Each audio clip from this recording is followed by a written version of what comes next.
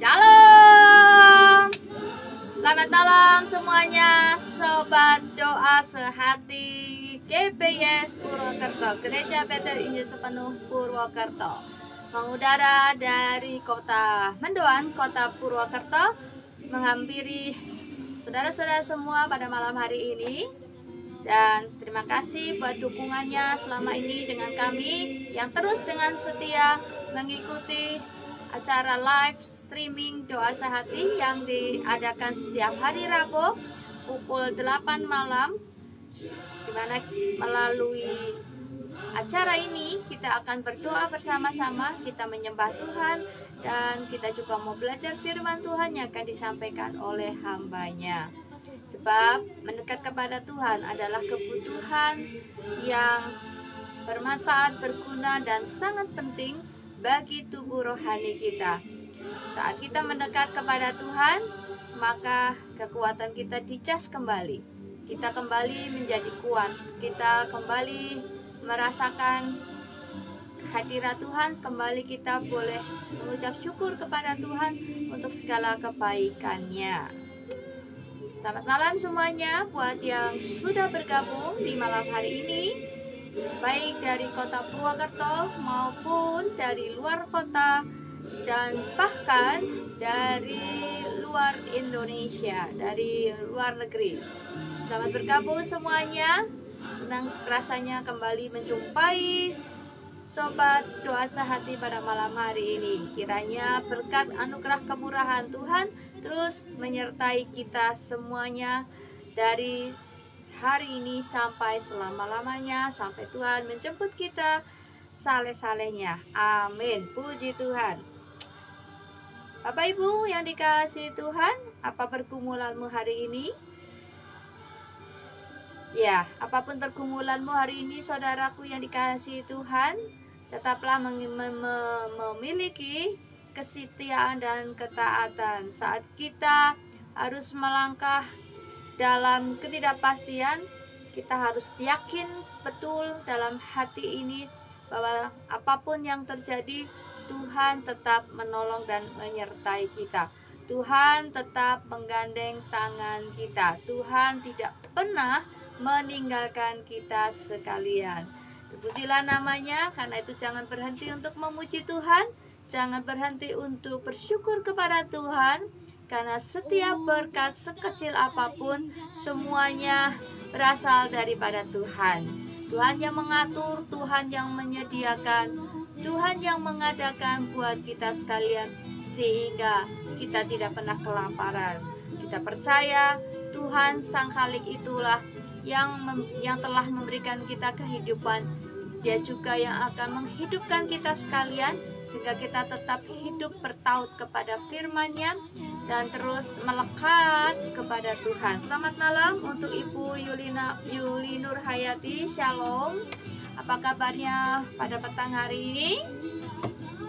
Haleluya, puji Tuhan. Kiranya sehat-sehat selalu dan penuh sukacita kemenangan dari Tuhan. Haleluya. Shalom. Puji Tuhan saudaraku yang dikasihi Tuhan. Apakah kita sudah siap untuk memuji menyembah Tuhan? Oke. Jangan pernah menyerah. Dalam hidup ini kita harus tetap punya semangat, punya pengharapan yang penuh kepada Tuhan. Kalau kita merasakan kepenatan hidup ini, pandang salibnya, buka Alkitabnya, baca setiap janjinya. Jangan pernah menyerah.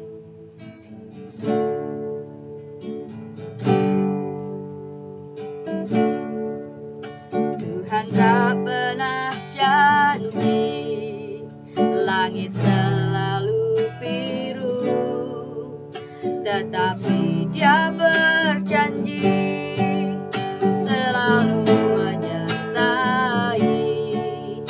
Tuhan tak pernah janji jalan selalu rata, tetapi Dia berjanji berikan kekuatan.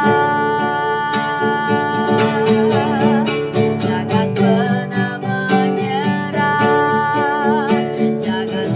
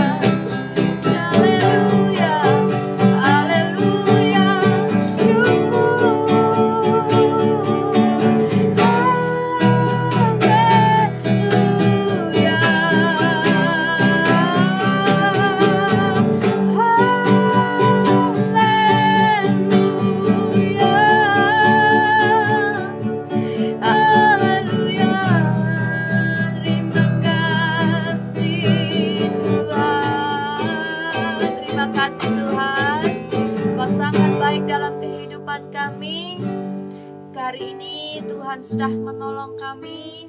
Hari ini juga Tuhan menguatkan hidup kami. Tuhan yang menopang hidup kami hari ini, sehingga kami dapat menyelesaikan tanggung jawab kami, pekerjaan, juga aktivitas kami. Tuhan, terima kasih juga kalau hari ini kami boleh berbagi kepada orang lain. Dengan berkat yang kami miliki, kami berdoa juga mengucap syukur malam hari ini kalau kami juga boleh Tuhan pakai untuk menjadi berkat bagi orang di sekitar kami dan menjadi alat untuk memberitakan firman Tuhan, kabar baik, menjadi kesaksian buat orang-orang yang ada di sekitar kami. Terima kasih juga buat orang-orang baik yang Tuhan kirimkan buat kami hari ini. Terima kasih Tuhan, kami mengucap syukur kepadamu. Biarlah senantiasa kami berpengharapan kepada Engkau. Biarlah senantiasa kami terus memuliakan Engkau. Biarlah kami senantiasa terus mengucap syukur kepadamu. Biarlah malam hari ini Tuhan, Engkau jamah setiap sobat doa sehati di rumah masing-masing. Biarlah Tuhan bekerja, Tuhan melawat, Tuhan menjangkau setiap hati ini, sehingga hati ini boleh menjadi tanah yang subur, di mana sebentar lagi kami akan mendengarkan firman Tuhan. Biarlah Tuhan kami membuka hati kami untuk firman-Mu boleh bekerja berkarya berapi hamba-Mu yang akan menyampaikannya. Terima kasih Tuhan. Hanya dalam nama Tuhan Yesus yang siap untuk terima berkat firman Tuhan, katakan amin. Selamat malam untuk Mama Jovita. Selamat malam untuk Ibu Wiwin di Hong Kong. Semuanya shalom, shalom, shalom, shalom.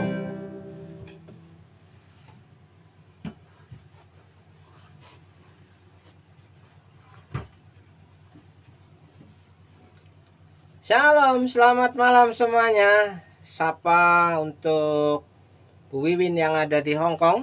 Ya, sehat-sehat, priwe kabare. Nyong nang Purwokerto apik-apik baik.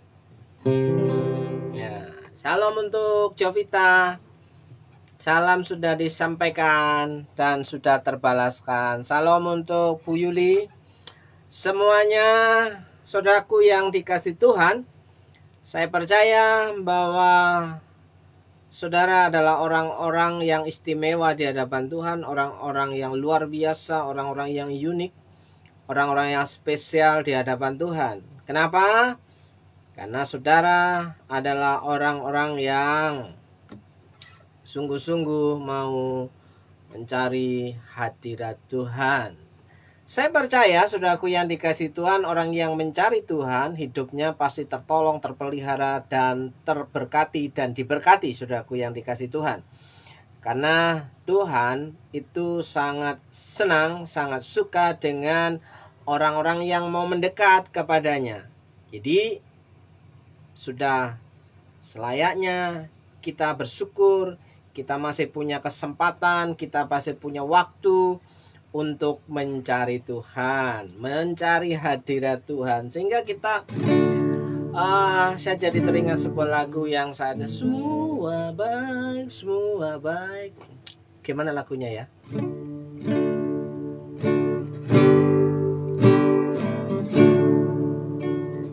Semua baik, sungguh teramat baik. Apa yang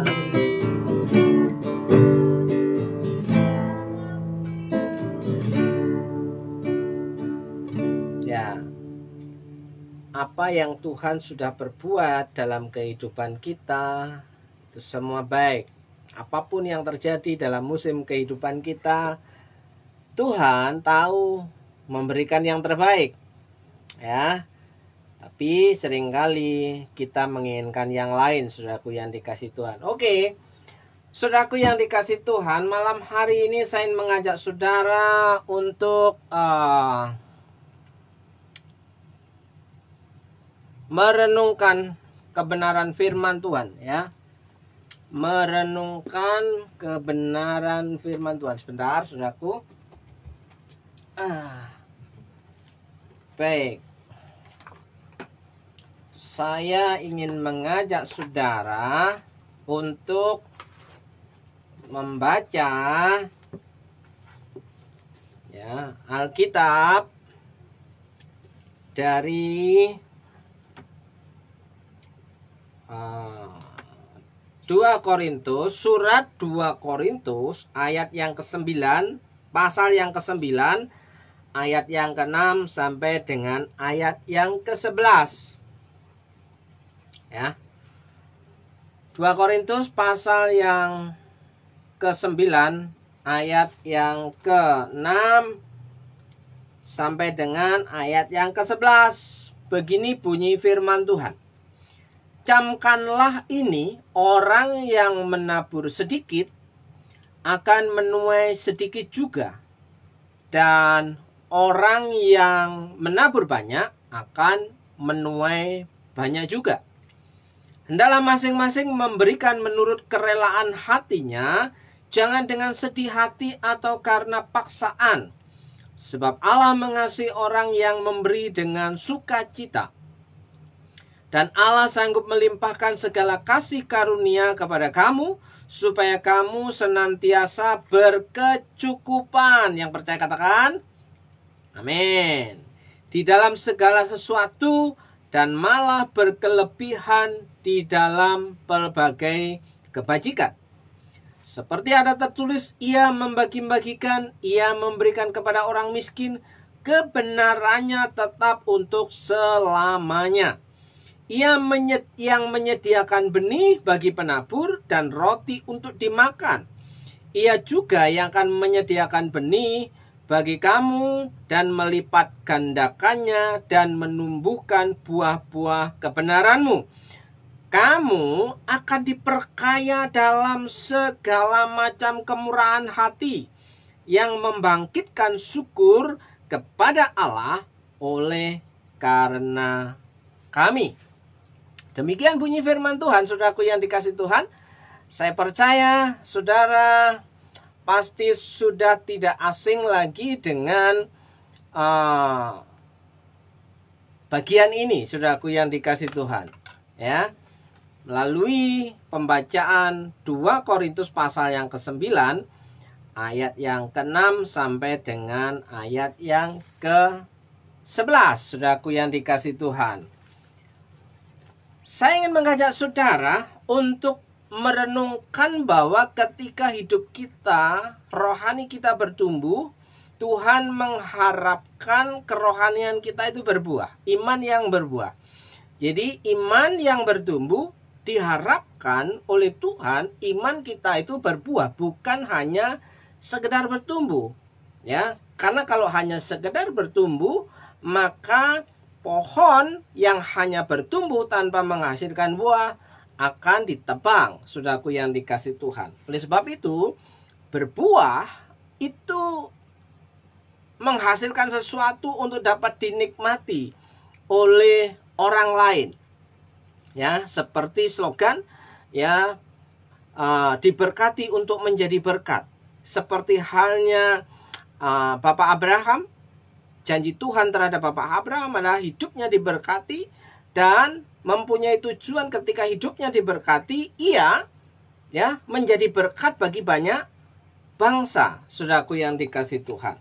Jadi ketika hidup kita sebagai orang yang percaya itu diharapkan oleh Tuhan untuk menjadi saluran berkat bagi orang-orang di luar sana. Ya, bukan hanya untuk diberkati, tapi juga untuk jadi berkat, saudaraku yang dikasihi Tuhan. Nah, menjadi saluran berkat, ya kamu akan diperkaya dalam segala macam. Ya, segala macam apa tadi? Ya, ayat yang ke-11. Kamu akan diperkaya dalam segala macam kemurahan hati. Ya, segala macam kemurahan hati. Jadi Tuhan itu punya rancangan dalam kehidupan orang percaya, bukan menjadi orang yang pelit, orang yang kikir, ya, orang yang hanya mementingkan dirinya sendiri, tapi orang yang akan menjadi saluran berkat bagi orang lain. Ya, nah, kami punya slogan dengan anak-anak remaja dan pemuda bahwa senang memberi, bukan membebani. Jadi gaya hidup orang percaya itu memberi pertolongan kepada orang lain, saudaraku. Itu gaya hidup orang yang percaya kepada Tuhan. Karena apa? Hidupnya sudah diberkati, hidupnya sudah berbuah, dan ia menjadi saluran berkat bagi orang lain. Nah, saudaraku yang dikasihi Tuhan, coba saudara pikirkan tentang betapa konyolnya ya bagi sebuah perusahaan listrik ya yang untuk menghasilkan tenaga ya dan daya dan kemudian menghemat semuanya dengan alasan listrik pintar, ya kan? Dengan alasan listrik pintar, ya. Tujuan sebuah produk itu untuk dipakai, ya kan? Tujuan sebuah produk itu dengan tujuan untuk dipakai, bukan dihemat-hemat. Semakin banyak pemakaian, semakin banyak penghasilan dan keuntungan, saudaraku. Jadi semakin orang menghemat, maka ya perusahaan listrik itu akan mengalami kerugian, namanya pailit. Ya, kenapa? Karena tidak menghasilkan keuntungan. Jadi, kalau ada yang namanya listrik pintar, sebenarnya tidak pintar-pintar amat. Kenapa? Karena akan mengurangi pemakaian daya. Jika daya yang dipakai oleh pelanggan konsumen pengguna listrik itu berkurang, maka pemasukan perusahaan listrik akan menurun, jadi merugi. Saudaraku yang dikasihi Tuhan, coba bayangkan saudara pernah berpikir nggak seperti cara berpikir seperti itu, ya? Sebuah perusahaan, ya, konsumennya disuruh menghemat supaya jarang memakainya atau pemakaian yang seperlunya saja. Ya rugi, mana bisa untung, saudaraku. Nah, itu sebenarnya cara berpikir yang konyol, saudaraku yang dikasihi Tuhan, ya. Ketika semuanya menghemat, ya, pelanggan mereka akan berada dalam kegelapan, pakai lampu yang 3 watt, saudaraku. 3 watt itu yang memakai LED, ya. Bagaimana bisa terang?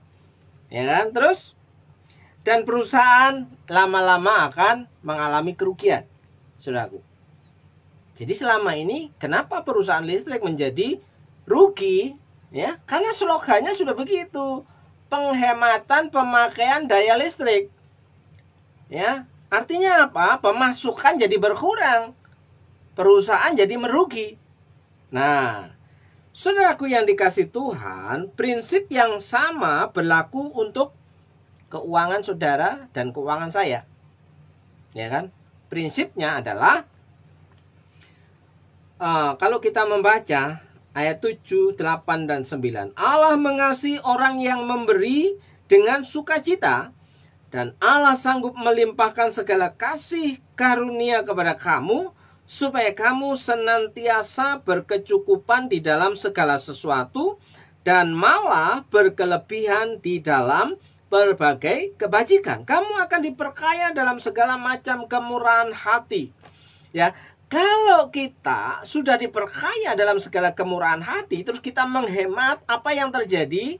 Maka ya pemeliharaan Tuhan ya tidak akan mengalami surplus, saudaraku yang dikasihi Tuhan. Karena apa? Kita tidak menggunakan apa yang Tuhan percayakan untuk menjadi berkat bagi orang lain, saudaraku yang dikasihi Tuhan. Jadi di sini prinsipnya adalah Allah mengasihi orang yang memberi dengan sukacita. Ya. Kenapa? Memberi dengan sukacita itu Allah jadi senang. Ya. Karena sudah pas sesuai dengan keinginan Tuhan. Ya, beberapa orang menolak memberi. Ya. Ada beberapa orang untuk menolak untuk memberi. Ya kan?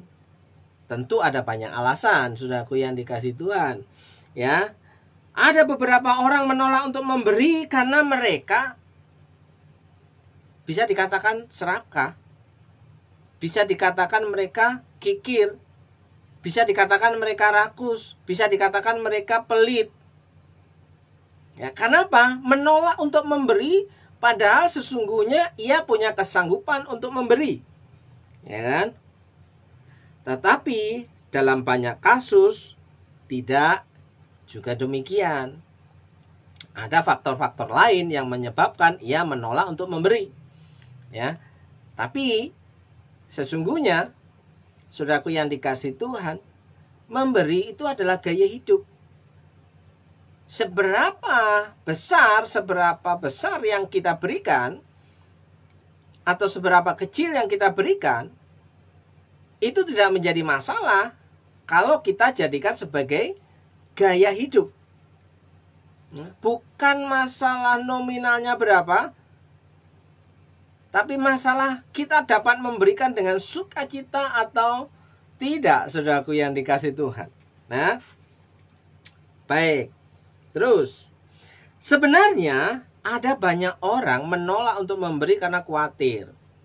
Ya, karena ketika orang khawatir itu memiliki prinsip bahwa ketika ia memberi, mengeluarkan sesuatu, mengeluarkan uang dari dompetnya atau dari saldo rekeningnya, tentu saldo rekeningnya akan berkurang, tentu isi dompetnya akan berkurang, dan jatah yang sudah dikalkulasi untuk selama hidup 1 minggu atau 1 bulan diperkirakan akan berkurang. Saudaraku yang dikasihi Tuhan, itu banyak orang berpikir seperti itu. Ya, karena apa? Menolak memberi karena khawatir, karena takut. Kalau di sisi yang lain adalah karena serakah, karena kikir, karena pelit. Ya, antara khawatir, kikir, pelit, dan rakus dan serakah itu beda-beda tipis, saudaraku yang dikasihi Tuhan. Kenapa? Karena hanya berkepentingan untuk kepentingannya dirinya sendiri. Ya. Nah, saudaraku yang dikasihi Tuhan, sebenarnya kita khawatir jika kita tidak memperhatikan kepentingan kita sendiri. Kalau kita terlalu memperhatikan kepentingan orang lain, kita khawatir terhadap kepentingan kita sendiri, kebutuhan kita sendiri, apakah tercukupi ketika saya memberikan sesuatu kepada orang lain? Bukankah itu akan mengurangi ya keuangan saya?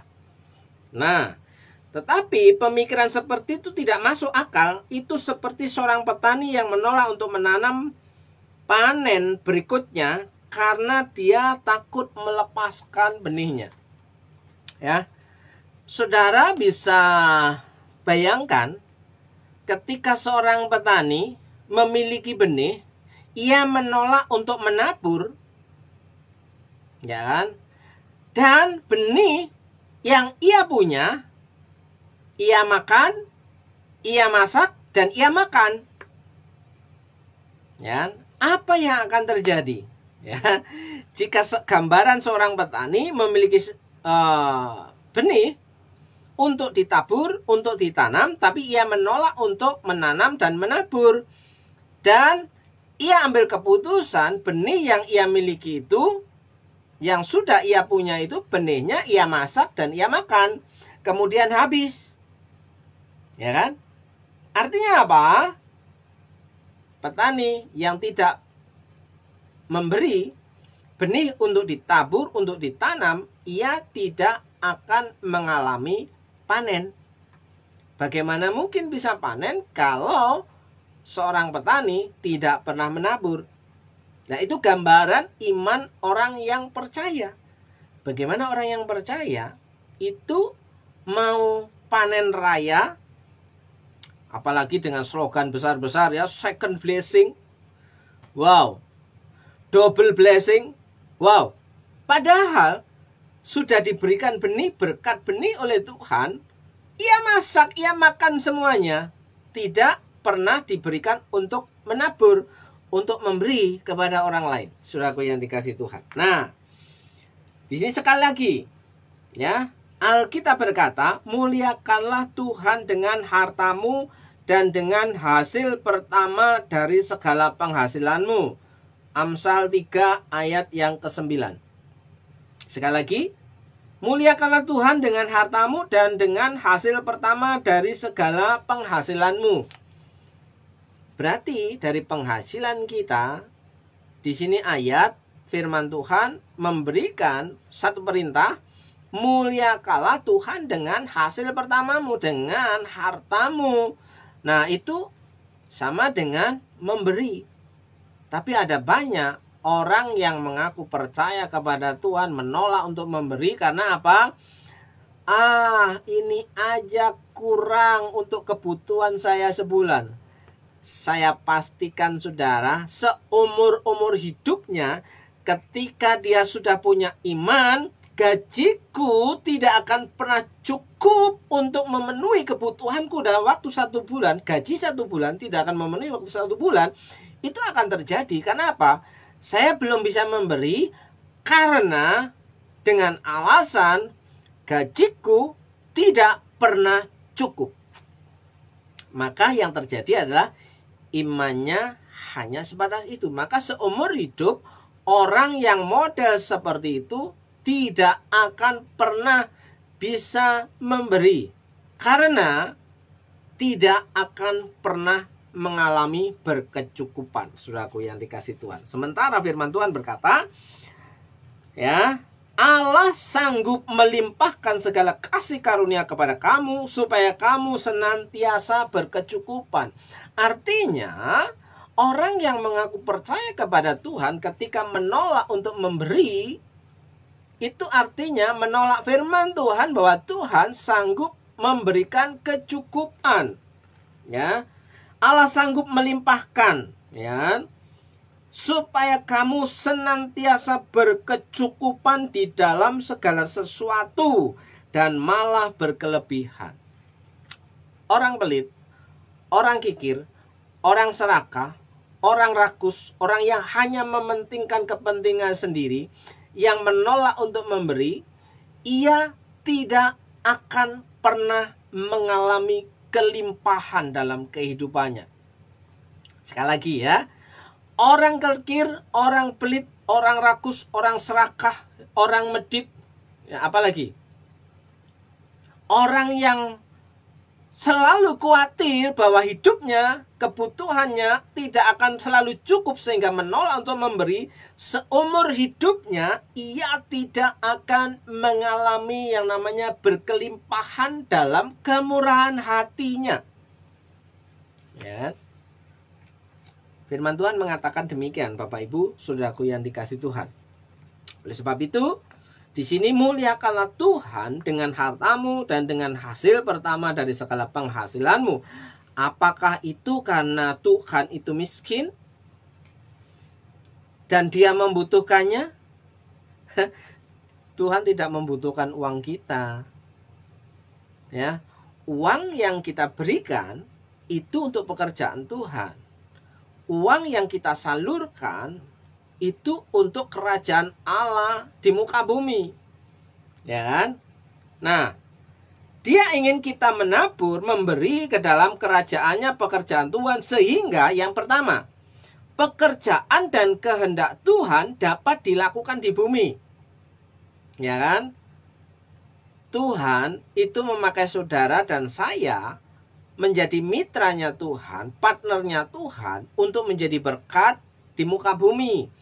Ya, gak usah terlalu jauh-jauh di muka bumi, di kota kita.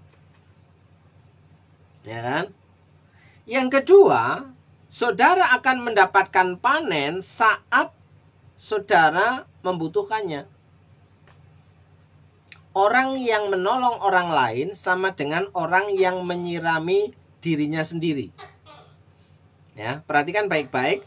Orang yang menolong orang lain sama saja dengan orang yang menyirami dirinya sendiri. Sehingga ketika apa yang ia tabur itu bertumbuh, menghasilkan buah, ia akan menikmati berkat kemurahan Tuhan. Yesus berkata ketika dalam Matius 6 ayat 33, tetapi carilah dahulu kerajaan Allah. Apa kerajaan Allah? Ya, apa kerajaan Allah itu? Di mana Tuhan memerintah, Tuhan berkuasa supaya pekerjaan Tuhan itu berjalan di tengah-tengah kehidupan kita. Ya kan? Di situ dikatakan, carilah dahulu kerajaan Allah dan kebenarannya, maka semuanya itu akan ditambahkan kepadamu. Matius 6 ayat 33. ketika saudara menjadi saluran berkat, ya, memberi sebagai gaya hidup bagi kerajaan Allah, bagi pekerjaan Tuhan, semuanya itu akan ditambahkan kepadamu. Pada waktu saudara membutuhkan, ya, saudara akan menikmati panen dari Tuhan. Karena apa? Karena saudara sudah menabur benih. Kalau benih yang diberikan Tuhan, benih berkat yang diberikan Tuhan, kita makan semuanya, maka tidak ada yang namanya panen. Seperti seorang petani menolak untuk menabur benihnya dan semuanya dimasak untuk dimakan, maka tidak akan berhenti untuk menikmati masa-masa panen, saudaraku yang dikasihi Tuhan. Ya, faktanya, ketika saudara mempertimbangkan keuangan saudara dari perspektif Alkitab, ya, dari pandangan Alkitab, hal yang perlu ditakuti bukanlah memberi terlalu banyak. Ya, sekali lagi saya mau katakan demikian, ya. Ketika saudara mempertimbangkan keuangan saudara dalam perspektif Alkitab firman Tuhan, ya, hal yang perlu ditakuti bukanlah memberi terlalu banyak sehingga kita khawatir mengalami ketidakcukupan dalam kebutuhan hidup kita. Tetapi yang perlu ditakuti adalah itu menabur terlalu sedikit. Kenapa? Panennya juga sedikit. Saudaraku yang dikasihi Tuhan. Sekali lagi, ya. Mungkin saudara tidak akan paham dan sulit untuk memahami. Saya perkatakan sekali lagi.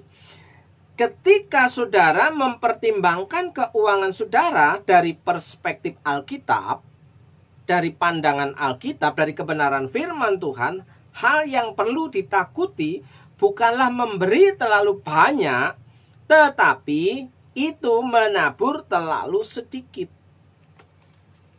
Nah, saudaraku yang dikasihi Tuhan, apa yang perlu kita renungkan hari ini? Seringkali banyak orang takut memberi. Waduh, terlalu banyak aku memberi sehingga kebutuhanku tidak akan tercukupi. Kenapa? Karena keuanganku tipis, karena keuanganku habis. Itu artinya apa, saudaraku? Menutup jalan Tuhan untuk memberkati apa yang dikerjakannya, ya kan? Apa yang dikerjakannya, ya, meminta Tuhan memberkati. Ketika sudah Tuhan memberkati, ia memberi terlalu sedikit, ya kan? Nah, apa yang terjadi? Ya, kalau memberi terlalu sedikit, semuanya benih itu dimakan, maka yang terjadi tidak akan terjadi panen. Saudara paham sampai di sini? Gaya hidup orang percaya itu adalah memberi. Lebih berbahagia memberi daripada menerima. Tapi banyak orang yang mengaku Kristen itu lebih senang menerima daripada memberi. Itu artinya apa? Mental miskin, mental tidak punya, mental kekurangan selalu melekat dalam kehidupan orang yang mengaku percaya kepada Tuhan. Bagaimana mungkin ia berdoa, Tuhan berkati aku berlimpah-limpah, sementara mentalnya pelit, kikir, rakus. Untuk apa diberikan berkat terlalu banyak ketika berkat yang diberikan Tuhan kepada kita tidak bisa jadi berkat bagi orang lain, bagi pekerjaan Tuhan, bagi meluaskan kerajaan Allah. Nah, jadi saudaraku yang dikasihi Tuhan, banyak orang berbicara tentang kerajaan Allah, berbicara tentang pekerjaan Tuhan, berbicara tentang hidup yang bertumbuh dan berbuah, tapi punya mentalnya itu miskin. Ya memang kita nggak punya. Coba perhatikan, ya. Seorang tua janda yang ketika datang ke bait Allah dan di depan pintu bait Allah, di situ Yesus duduk memperhatikan ada banyak orang memasukkan uangnya ke dalam kotak persembahan, dan Yesus melihat seorang janda tua itu memasukkan 2 keping uang, mata uang yang berlaku pada waktu itu. Ya, itu 2 keping uang itu yang dimilikinya dua-duanya. Artinya ketika dia memasukkan 2 keping perak itu ke dalam kotak persembahan, artinya dia tidak akan bisa beli makanan di sepanjang hari itu. Tapi janda tua miskin ini mentalnya memberinya itu luar biasa. Masa Tuhan gak sanggup memeliharaku? Ya kan? Uang 2 peser. Ya kan? Kalaupun dibelikan makanan, tidak mungkin mengenyangkan dalam 1 hari. Ya kan? Kalau itu dimasukkan semuanya pun mungkin juga sama, dalam 1 hari dia akan mengalami yang namanya kencot dan kelaparan. Maka perempuan tua janda miskin itu yang tidak punya apa-apa, yang hanya 2 peser keping perak itu, ya, ia masukkan. Dia percaya Tuhan sanggup memelihara kebutuhannya dalam 1 hari itu. Karena itu uang yang dimilikinya untuk dia makan. Tapi ia tabur di kotak persembahan. Pertanyaannya, adakah iman yang seperti janda tua miskin itu di antara kita, sehingga kita punya kemampuan, kesanggupan untuk dapat memberi dan memberikan pertolongan kepada orang lain? Ya, bayangkan, kalaupun dia tidak memberikan persembahan, bait Allah tetap bisa jalan. Tapi dia rela karena dia tahu bahwa di dalam bait Allah itu, ya, uang yang terkumpul itu digunakan untuk pekerjaan Tuhan. Ya, untuk pekerjaan Tuhan. Banyak sekali orang yang mengaku Kristen, yang percaya kepada Tuhan, dia tidak punya nyali untuk memberi, ya kan? Bahkan yang sudah bekerja, yang sudah punya gaji di atas UMR, tidak punya kesanggupan untuk memberi. Percaya atau tidak percaya, orang yang model seperti itu seumur hidupnya tidak akan pernah mengalami kecukupan dalam kehidupannya. Dia akan selalu berkata, kurang, kurang, kurang, kurang. Dan Tuhan tidak mungkin menambahkan berkat lebih daripada cukup. Perhatikan baik-baik, saudaraku yang dikasihi Tuhan. Tuhan tidak akan pernah memberikan berkat yang lebih daripada cukup, karena sesuatu yang sudah ia terima, ia tidak pergunakan dengan semestinya maksud Tuhan.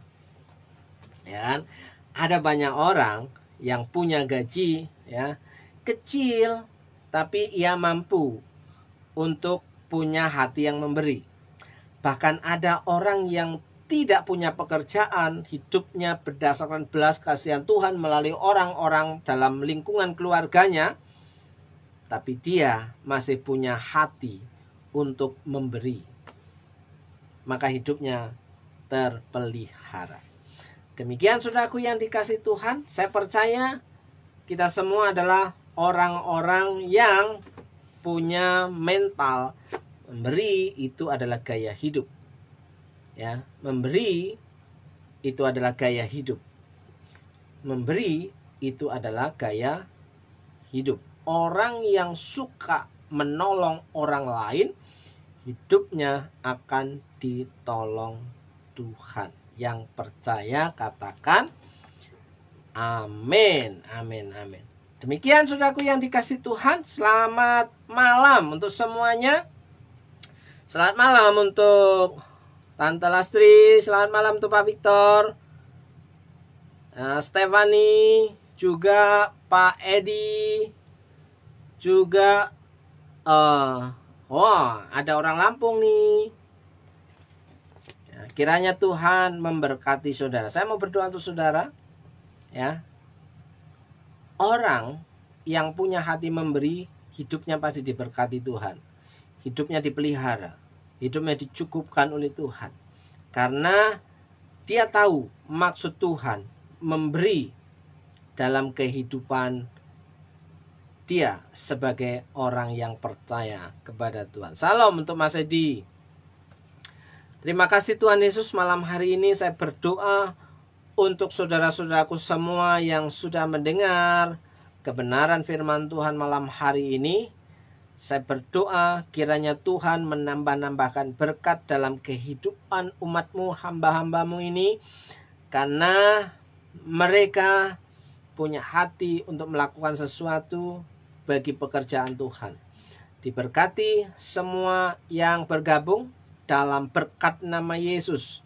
Ya, berdoa untuk Bu Yuli Nur Hayati, berdoa untuk Bu Jovita, berdoa untuk Bu Wiwin, berdoa untuk Bu Ika, berdoa untuk Pak Edi, berdoa untuk Bu Stefani. Ya, siapa lagi nih? Berdoa untuk Pak Edi, berdoa untuk Tante Lastri, ya. Berdoa untuk semuanya. Kiranya berkat dari Tuhan diperintahkan mendatangi kehidupanmu. Berkat yang baru setiap pagi menjadi bagianmu. Bahkan berkat yang tidak lazim itu diperintahkan mendatangi kehidupanmu. Sehingga engkau dapat menikmati berkat kemurahan Tuhan, berkecukupan bahkan berkelimpahan, diberkati untuk jadi berkat bagi banyak orang. Tuhan memberikan kesehatan, sukacita dan penghiburan dalam berkat nama Yesus. Saudara yang percaya katakan amin. Amin. Amin. Shalom semuanya. Ya, pastikan malam hari ini dengan slogan ya, suka memberi adalah gaya hidup orang yang percaya kepada Tuhan, menjadi saluran berkat. Amin. Shalom.